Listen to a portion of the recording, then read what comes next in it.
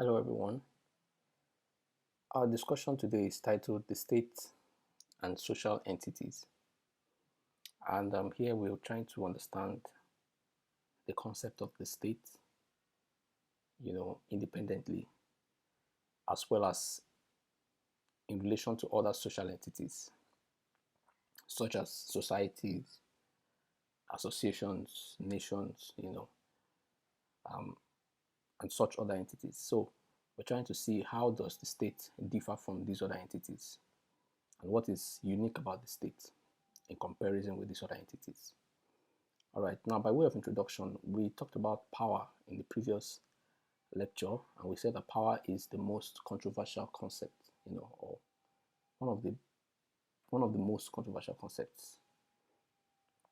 The state is not as controversial as power, but the state has something that is unique to it as well, in the sense that it is the most commonly used concept in political science. You can hardly have a conversation in political science without mentioning, the state. So it is the most commonly used, and it's also important that we have a clear understanding of what the state means as a construct. You know, some have defined the state simply, or defined political science, in fact, as the study of the state. So basically, governance, government, political science revolves around the state, and so it's important that we understand what this concept means as well. Now, like many other concepts, the state doesn't have a single uniform definition, but there are definitions that have been put forward by several scholars depending on the perspective from which they have viewed or perceived the state. And some of those definitions include the fact that the state is an organization of which government is the major administrative unit. So, government is the major unit that administers the state. So this definition looks at the state from the perspective of the function of government within the state. All right. Another definition says that the state is the most inclusive organization for regulating the most significant external and internal relations of men within it. All right. So here you look at the terms in terms of organization of the activities, internal, external activities within the state. So various definitions emphasize certain things and you know um, give certain give certain insights into the idea behind the ideology behind such definitions. Some other definitions, just list as many features or characteristics of the state as possible. All right. For instance, some say that the state is um, a territory, a geographical territory that is made up of people who are bound by government, and that's just a way of listing as many characteristics or features of the state as possible. All right, so these are some of the definitions or some of the ways by which the state can be defined. Um, Now, of course, I've mentioned already that the multiplicity of definitions, give us an insight into the ideologies of those who are defining. So there are two major schools of thought about the state. So regardless of how the state is defined or what individuals think about the state, all the ideologies or thoughts, perceptions about the state, perspectives fall under these two categories: the Marxist and the liberal views or schools of thought. The Marxists say that the state is an instrument used by the ruling class to dominate other classes into society. All right.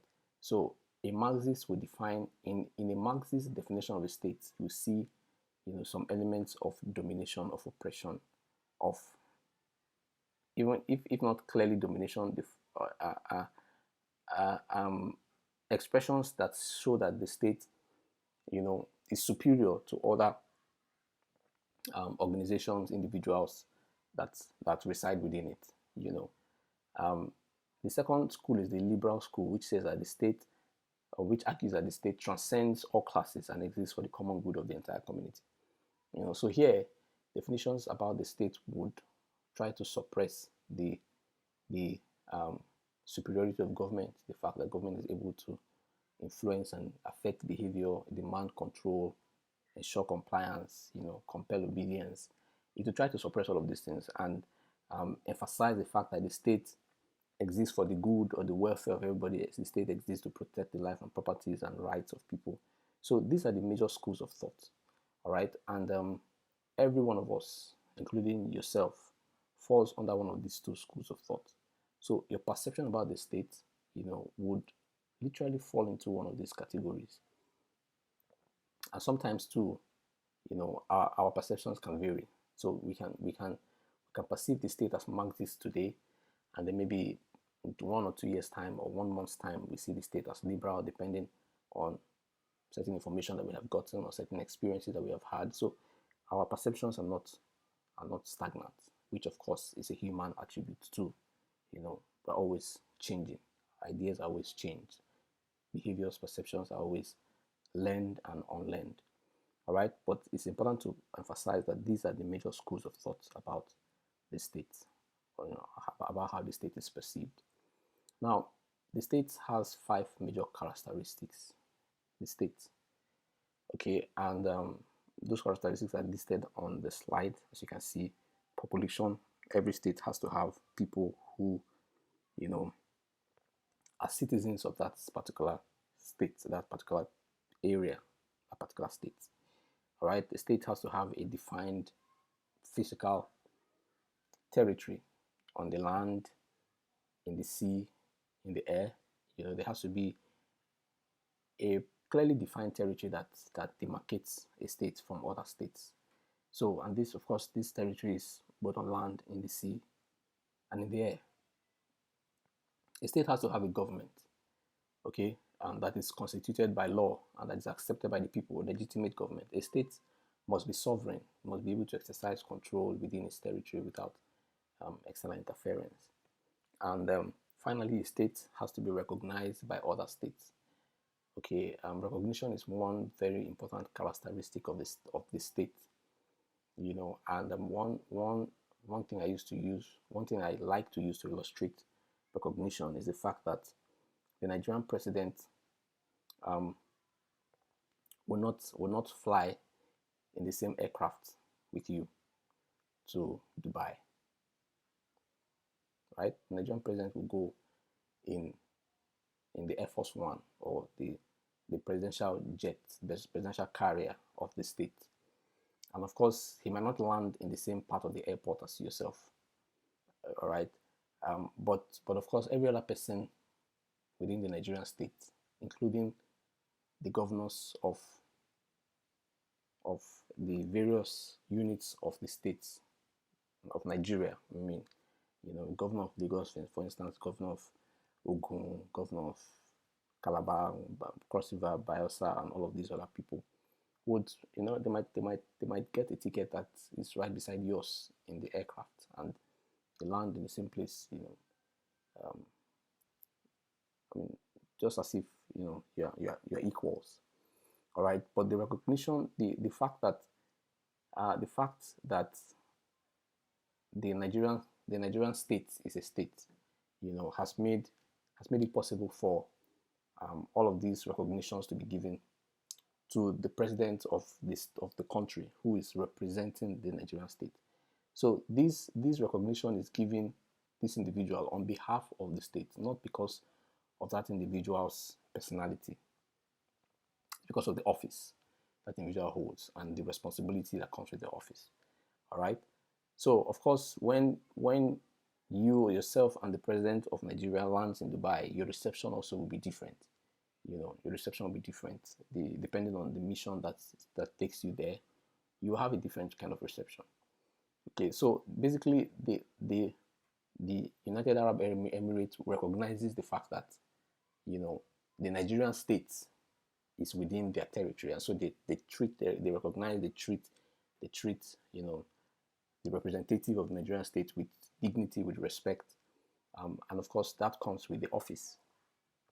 But the moment he steps down from office and becomes a regular Nigerian, that recognition goes away.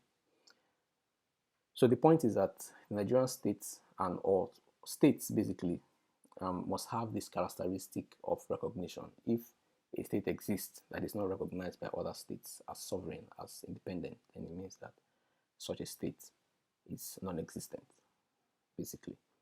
All right, so these are the 5 major characteristics of the state. Now, here's a class activity that you might want to attempt.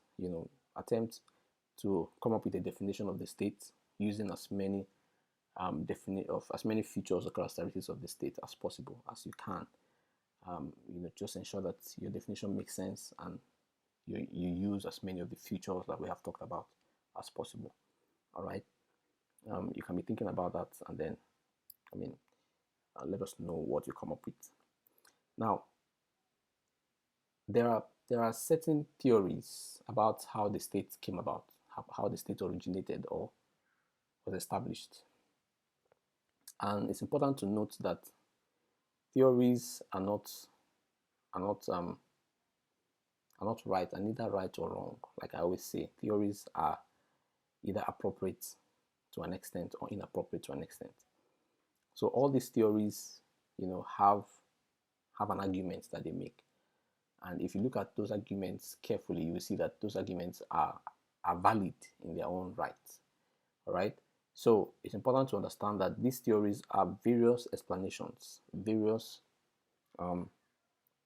thinkings, various perceptions about how the state originated. None of them is completely right. None of them is completely wrong. Okay. The first one is the divine right of kings theory. And here, the argument is that the state was established by God. So God instituted the state. And so God is responsible for everything that happens within the state as well. Those who lead, the events that take place, whether the state prospers or suffers. All right. God is responsible for the state. And so the people who are within the state, the citizens, the population within the state must also respect God by respecting the constituted authority. Okay, so if the people disrespect authority, it means that they disrespect God. The people are responsible to God. The authorities themselves are also responsible to God. All right, so everyone within the state reports or is responsible to God, who was the one who instituted the state. And there's a biblical support as well for this argument found in Romans 13 verses 1 and 2. You might want to check that out, to see what it says. But that is the divine right of kings theory, saying that the state was established by God, and God ordained it. God ordained the people who rule, so they must be respected because they've been put there by God. The second theory is called the social contract theory. And just like every contract, here, this theory argues that the state is a result of a contract, an agreement, that was entered in by individuals who are within the state. So people, the population within the states, at some point came together and decided to agree that they want to become organized, they want to become more constituted, as a sovereign state. And so they came together, had that agreement based on certain terms and conditions, and then selected certain people to represent them, and that was how the state emerged. All right. This argument shows that there was once upon a time when there was no state, before the people came together and agreed to constitute a state. All right. So this theory basically divides human society into 2 periods: the period before the state and the period after the state was established. The period before the state is what Thomas Hobbes called the state of nature, where he explained that life was very short and nasty because everyone, did what was right in their own sight. All right. But it was after the state had been established that people became more civil. People became more responsible for their actions, and of course, human life was more dignifying, was more protected, and so on and so forth. So that's the social contract theory about the origin of the state. Okay. The third theory is the force theory, and here simply it assumes that the state, was established by a group of stronger people imposing their will, imposing themselves basically on a weaker group of people. So the state is a product of conquest, according to the first theory, conquest. All right, the stronger people conquered the weak people and then instituted governance over them.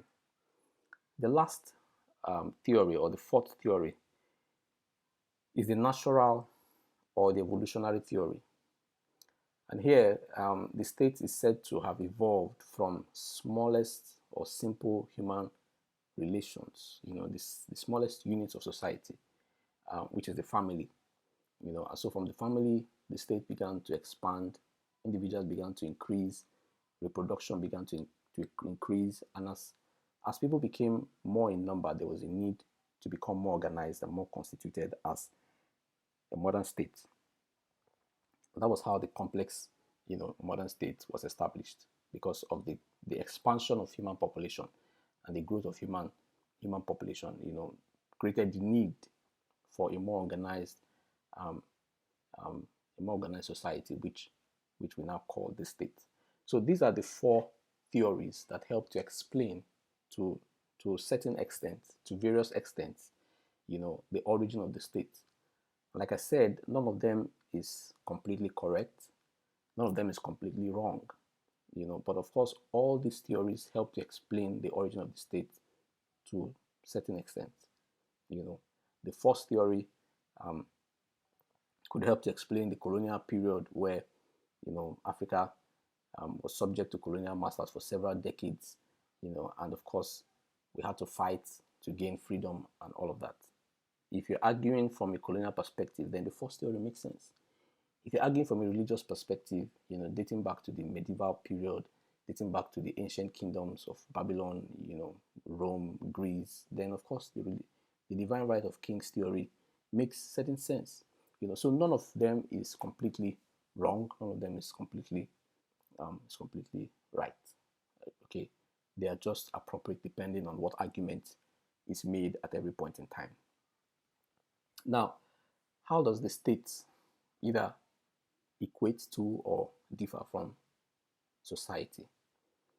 Society basically is a social organization, that is said to be made up of one or more associations or groups or organizations. So while the state is legally organized, it means that there's a legal, constituted, generally agreed process for constituting and maintaining, running the state. Society is more social. It's more socially organized. There isn't any rigid laws and principles, norms that regulate how society functions. Okay, so simply put, society is defined as a complex network of human interactions, all right, among individuals or groups, depending on who is involved. But of course, these interactions can be complex in the sense that, they can be multiple interactions going on at the same time. And of course, all these interactions, are done within a society. So it doesn't matter where, it doesn't matter how. Of course, this lecture that we are having is an interaction. I'm interacting with you, even though we're not physically in contact. All right, and we have an online society where we are interacting. So interaction goes on, in various forms and shapes and manifestations. That's why it's complex. All right, that's why it's complex. And some of you might also be having some interactions, where you are with other people. So it's a very complex phenomenon. So that's what the society is: a complex network of human interactions that go on at various levels, in various stages. All right. Now it's interesting to know that the state is one of the groups that exists within the society. Okay, so we said that society is a complex network of human interactions. Now, such human interactions also happen within the state. Okay, so some might ask the question, does the state exist within the society, or does society exist within the state? The answer is both. Both of them are correct. The state exists within the larger human society. All right, because outside of the state, there are interactions. There are interactions on the continental basis, there are interactions on the international level, and the state is just one of the groups in the larger human society. So that is true. The state exists within the society. Do you have societies that exist within the state? Correct. All right. There are societies that exist within the state. I just made an instance of this, our online classroom, which is a society, and we exist within the Nigerian state.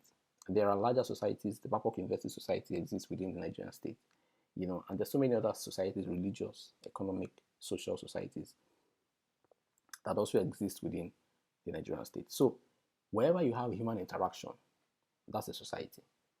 And it's important to take note of that fact. All right. Now, the state also, interestingly, provides guidelines for the society to operate, to operate orderly. So we talked about the fact that there's a larger human society, and the larger human society is also constituted in states. So the major constitution of the international society, of the global society, is states, right? Is states. So no one state makes up the entire global society, but rather several states. And so each state is just one of the many other states within the larger society. All right.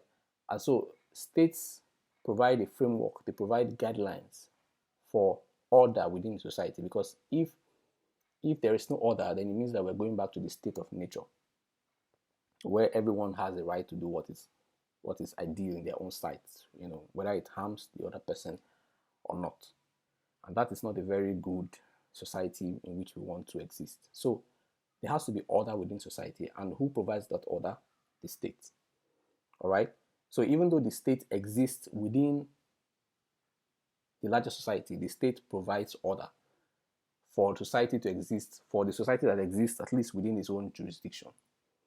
Okay. And if other states provide such order as well, it means that there's going to be order within the global society. I don't know if that makes sense. All right. Now, of course, you find out that people are one of the obvious similarities between the society and the state. So while the state and society are not similar, they're similar in the sense that they share a common feature, which are individuals. And of course, they might come up with other features that they also share in common. Some states might have a territory as well. Some states might have a government, but the question is, to what extent are they?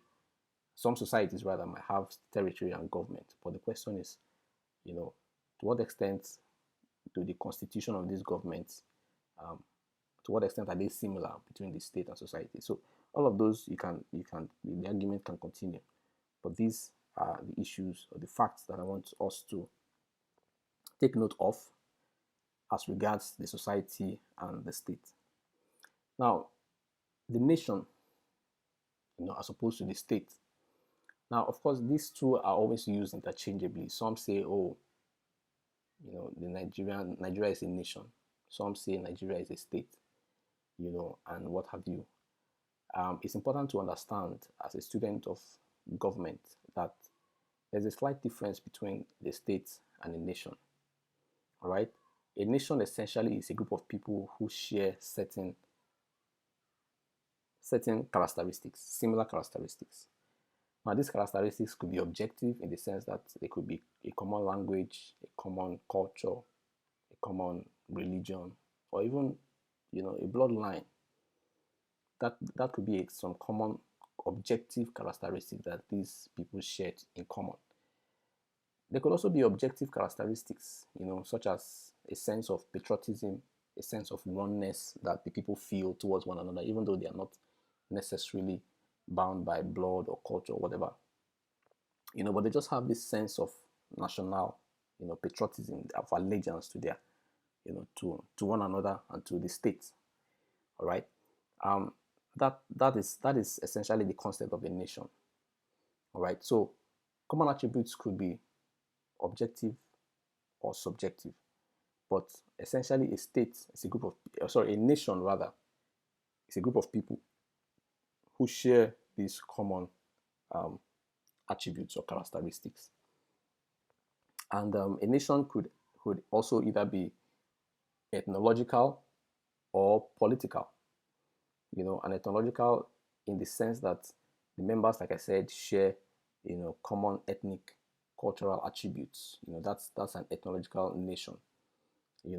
Political in the sense that the nation is legally organized, and has the features of the state.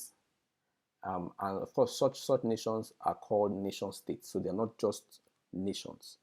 Such nations that are politically organized are referred to as nation states. Why? Because they have some of the characteristics, features of the states. They have a population, they have a territory, they have sovereignty, they have government, and they're recognized. And so they're called nation states. Sadly, we don't have, I don't think there's any example of a nation state that currently exists. I mean, a nation that has these similarities. But of course, some states are referred to as nations in the sense that individuals within them, share some subjective attributes, some subjective characteristics, patriotism, and you find that more in the Western world, where people have a sense of duty to their nation. People have an allegiance to their country. People are patriotic, all right. But of course, on the African continent, you don't find that a lot, and so you find states that are divided along several lines. So many ethnic groups warring and fighting for relevance and inclusion. So the point essentially is that we don't have nations that have the characteristics of a state. Um, there are no ones that come readily to mind. But and of course, not all modern states also possess these attributes of of patriotism that that could make them be referred to as nation states, or referred to as nations. Okay, so nation states essentially, so that you don't get it mixed up. A nation state is a nation, people who are either bound together um, by subjective or objective, attributes, who also possess this sense of, who also possess features, characteristics of the state. All right, people who are bound together by common attributes, and then of course they also possess the characteristics of a state. Those are nation states. All right, whereas nations are just people who are bound together by certain attributes but do not possess some of these things. So of course, in the Western world, some states might refer to themselves as nation states because they have some subjective attributes. They are constituted as states, but that is not an ideal. That's not an ideal nomenclature. States are states, and of course nations are nations. But sometimes they are used interchangeably, and that's not a problem as well. But it's important that we understand the differences between them. So just a recap of what I've said in this slide, so that you don't misunderstand me. The point we're making is that nations are essentially individuals who share certain common attributes. They could either be subjective attributes or they could be objective attributes. Those are, people would refer to as a nation. Whereas a state are people who are bound together. Of course, we have talked about the state, by they share the certain features or characteristics of the state's population, territory, and all of those things. Those are states. All right. So nations can either be ethnological, in the sense that people share certain ethnic, cultural values and norms, or they could be political, in the sense that they are organized, as states. They share the same characteristics that states share, even though they are also people who share certain subjective or objective attributes. And we said that such states are referred to as nation states. All right. Now, in the West, in the Western world, there are some of such states that could be referred to as nation states. Why? Because they share certain sense of patriotism. The people are patriotic. The people, have an allegiance to the state first. All right, and of course, such attributes are subjective, but of course, people share these attributes, and so they could refer to their state as a nation state because there's a sense of nationalism. But that's not something that you find everywhere. It is something that is rare, and that's why we say not all modern states possess this trait of a nation. All right. Now, associations are another social entity. Associations are temporary organizations, which are essentially established to achieve certain common goals. So people come together, they have an objective, they have a shared goal that they want to achieve, and then they get to work in an association to achieve such goals. Membership participation in associations are almost always voluntary. You can join at any time. You can decide to withdraw at any time as well. There's no compulsion to sustain your membership or to not withdraw your membership. You can decide to leave or join at any time. All right. Of course, associations rather are also subject to the will of the state. So the state can decide to disband an association. The state can decide to approve the establishment of an association, depending on the goals, the interests, and of course, the influence of such associations on the state as well.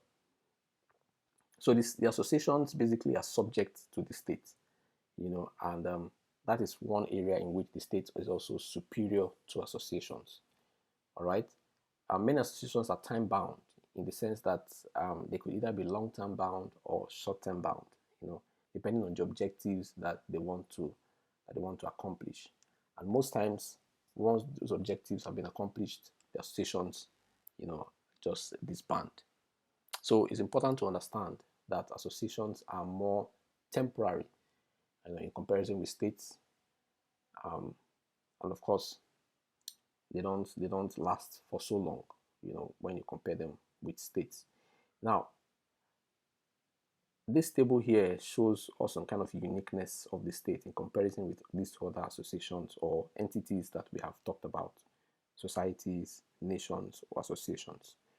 We said that the state is highly organized and legally organized as well. But societies may not be organized. Some are organized, others are not.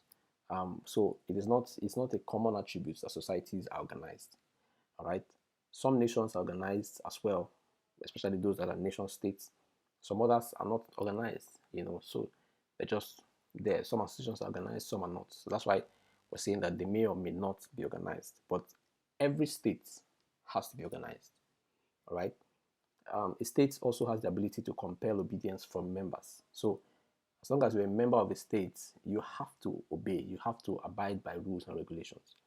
All right. But in societies, members volunteer their obedience. So some members might decide to ignore instructions or actions because it's all voluntary, and that's the same with nations and associations. In states possess the monopoly of the use of force, physical force. So the state owns the military. The state has, the ability to use force to achieve certain objectives, and that cannot happen in a society or a nation, or an association, except of course in the case of a nation state, where a nation equally has the features of a state. A state enjoys absolute control, it has sovereignty, but of course societies lack sovereignty, nations lack sovereignty, except nation states. Associations also lack sovereignty, and of course the rest, recognition, compulsory membership, all of those are certain unique features of a state which you don't find readily available in all of these other social entities. So the state is a unique social entity. That's the point you're making, right? It is unique in comparison with these other social entities that exist. Of course, there are many functions of a state, and of course, you can come up with some of them off the top of your head. But the functions of the state are divided into three categories, which are listed here. Essential functions, there are certain functions that the state essentially has to perform: maintenance of law and order, protection from foreign invasion, foreign relations, with other states and organizations. All right, the prosecution of criminals, and all of these issues. Those are essential functions that no other entity can perform on behalf of the state. The state has to perform these functions. All right. Service functions are another category of functions, which include social welfare, the provision of basic infrastructure, where you can have public-private partnership in providing infrastructure. You can have certain private institutions coming up to say we want to establish schools, we want to build hospitals. So in these service functions, you can have partnership from the private sector. Organizations, individuals can partner in providing education, in providing enterprise, recreational facilities. Those are service functions, of course, which the state must not also neglect.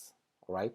And then you have business functions, the provision of employment opportunities, protection of bank deposits, certain other inflationary regulations, interest rates, foreign exchange. All of these are certain business functions of the state, which the state also has to provide. Subsidy of essential services as well, electricity, medical care, and what have you. So basically, all of these are functions of the state, but we have just divided them into certain categories. Some of the functions are essential. It means that the state has to perform these functions, the state and the state alone. Some other functions might be performed with the help of certain other agencies or sectors of the economy, private, individuals, as the case may be. So of course, you can add to the list of essential social service or business functions, as long as you understand the point that is being made here. Now, in conclusion, we have said that the state is the most commonly used concepts in political science and government. All right, and of course, it is unique in comparison with other social entities. It's a very unique entity because it is legally organized. It has compulsory membership. It has a monopoly of use of force. It's able to compel obedience and so many other things that we have mentioned. All right. We've talked about the functions of the state. We have also talked about the fact that population is one of the common attributes that bind all social entities together. The fact that people are always involved in interaction, whether it's an association or in a nation or in a society or even in the state. Human beings must be involved. So that is one common attribute that you find in all these social entities. All right. Now it's important to also underscore as we wrap up the fact that there might be other units within the states that are called states, and Nigeria is an example, which is why students always get it wrong. Some people refer to Lagos, Ogun, Akwa Ibom, Ondo as states, which is of course not wrong, because that is the Nigerian nomenclature. That is how Nigeria refers to these political units within the Nigerian state. But it's important to note that if you go to Ghana, that this kind of thinking or of the states of Lagos, Ogun, you're thinking of these units as states will be useless in Ghana, because in Ghana they are referred to as regions. If you go to the US, perhaps that will be valid, because they're also referred to as states. You have the state of Texas, you have the state of Pennsylvania, you have the state of Alabama, and so on and so forth. All right. So essentially, even though certain units within the states are also referred to as states, the point is that those units are not, they don't qualify as the state. They don't qualify as the state. Why? Because those units do not have all the characteristics of the state. For instance, Lagos State has a population, yes. It has a government, yes. It has a territory, yes. Does it have sovereignty? Of course, your guess is as good as mine. Is it recognized by other states? Your guess is as good as mine. All right. And the answer to these is no, of course. So the point is that these political entities might not necessarily qualify as the state because they lack, some of these very important characteristics of the state. Okay, so it's important that we understand the state in the context of a sovereign, independent entity that is able to enforce obedience, regulate behavior within its territory. This is the end of this presentation. Of course, if you have questions, we can continue the conversation. And of course, I hope that your questions and concerns would be attended to. Thank you so much for your time, and thank you for listening.